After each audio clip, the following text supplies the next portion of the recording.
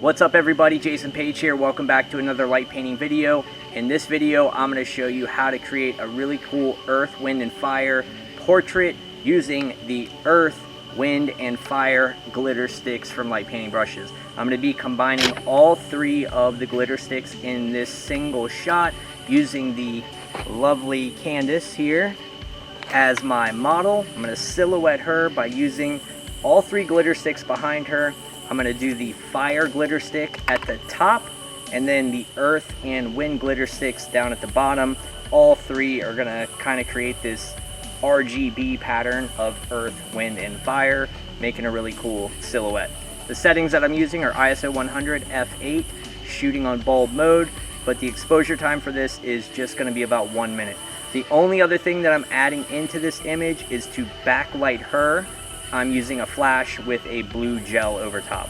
In a recent tutorial, I showed you how to make a perfect circle, or at least the illusion of a perfect circle, by hiding your beginning and end of the circle behind the model. I'm going to be doing that exact same thing here in this video, just using different tools. In that video, I used the collapsible sword. In this video, I'm going to be using the earth, wind, and fire glitter sticks. Into your pose, lovely pose right there. And here we go.